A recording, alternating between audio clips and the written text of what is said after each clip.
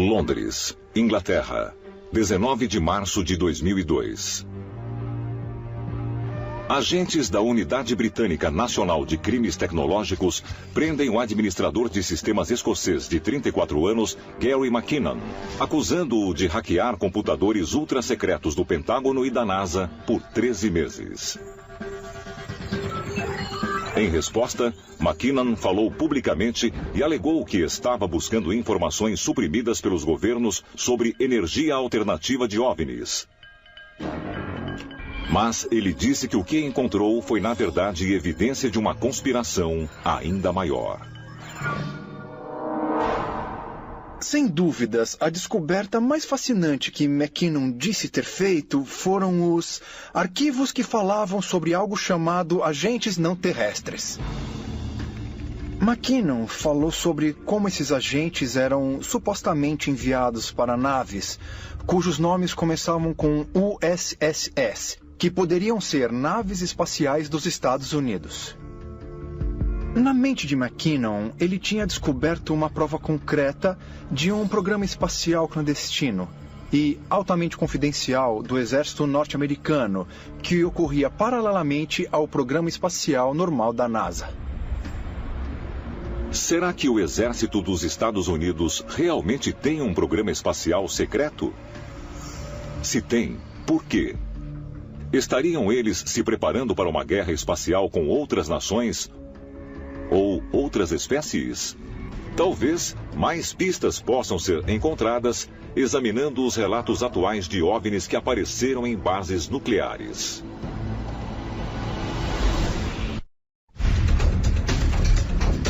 Sultanabad, Irã, novembro de 2004.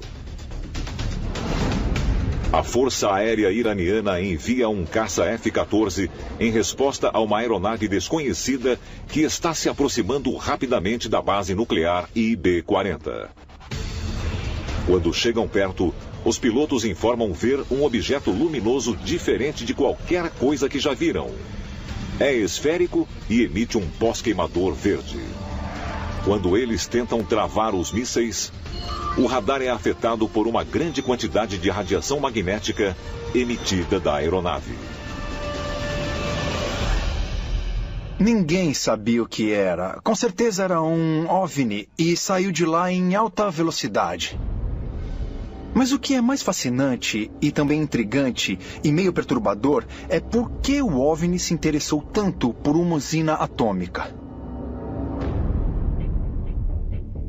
OVNIs também foram vistos em bases de mísseis nucleares na Inglaterra e na América. Em março de 1967, a base da Força Aérea de Malmstrom, em Montana, foi o local de um dos encontros com OVNIs mais profundos, incríveis e perturbadores de todos os tempos. O pessoal da segurança descreveu ter visto luzes brilhantes, discos voadores, com certeza OVNIs. Um dos mísseis, de repente, foi desativado, e daí outro e depois outro. Até que toda a frota de mísseis foi misteriosamente desativada. Está na escuta? Isso é muito perturbador. Porque sugere que se os OVNIs um dia se tornarem hostis, todo o nosso arsenal atômico pode ficar totalmente inoperante.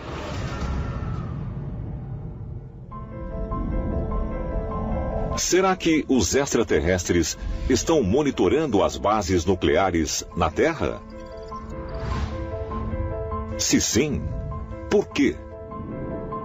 Há dois motivos pelos quais os OVNIs podem se interessar pelas bases atômicas.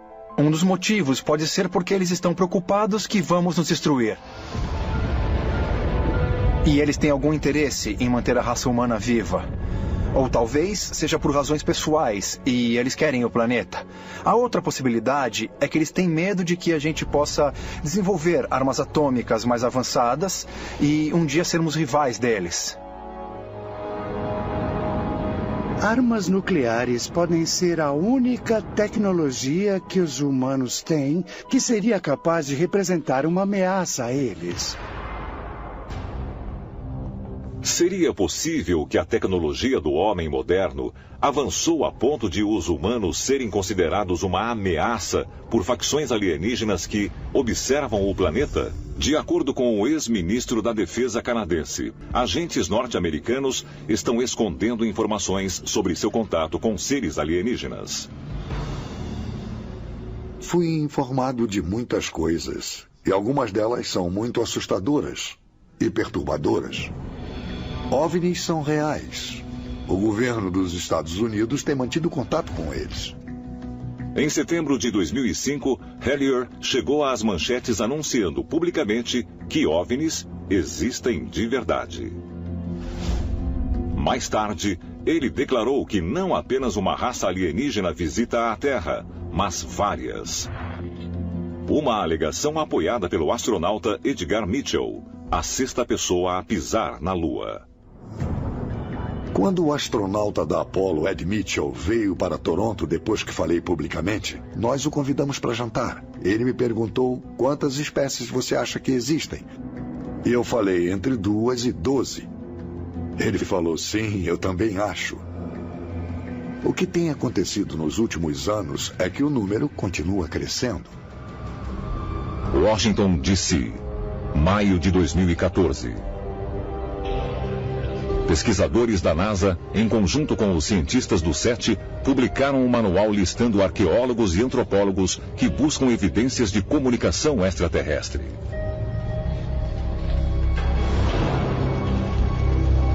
O documento de 330 páginas, intitulado Arqueologia, Antropologia e Comunicação Interestelar, detalha meios e métodos, além do código binário e de sinais de rádio, que os cientistas deveriam considerar como potencial comunicação de extraterrestres.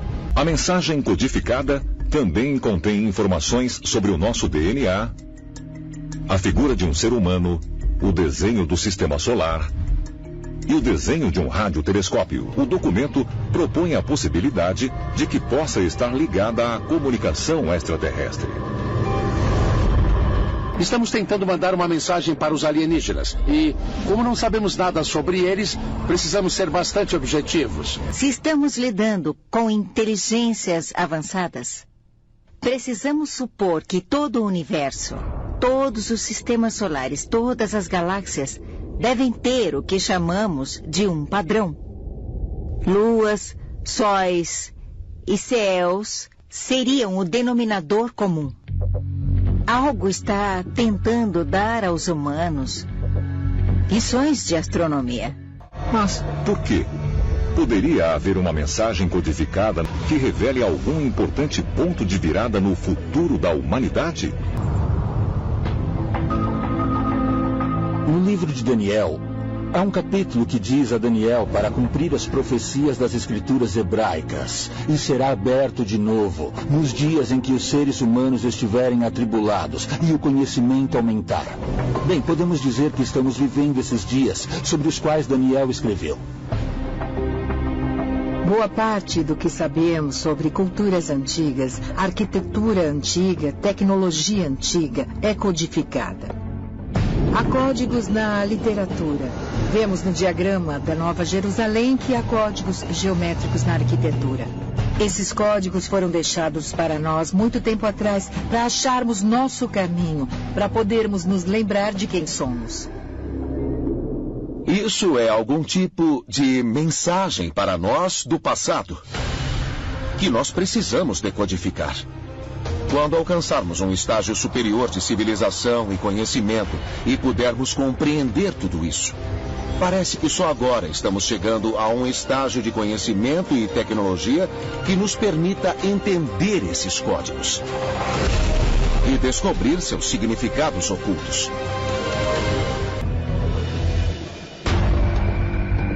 Os extraterrestres podem ser responsáveis pelo círculo nas plantações, e é isso que eu acho que acontece, perto do local da queda do OVNI em Roswell, para nos levar a fazer as perguntas certas. Um farelo de pão aqui, um farelo de pão ali, e somos levados cada vez mais perto da verdade. Depois de 2 anos coletando dados, cientistas da NASA descobrem um fenômeno surpreendente. Os cinturões de Van Allen estão funcionando como um domo protetor blindando a Terra contra a radiação nociva. 5, 4, 3, 2, 1. Sequência de ignição iniciada e lançando. Estação da Força Aérea de Cabo Canaveral, Flórida, 30 de agosto de 2012. A NASA lança 2 sondas no espaço a fim de estudar os cinturões de radiação de Van Allen. 2 zonas de partículas em forma de rosquinha que cercam a Terra. Nosso planeta é inundado constantemente por partículas do espaço que são carregadas e, se elas passassem pela atmosfera, seria um tipo de radiação bem nociva à vida.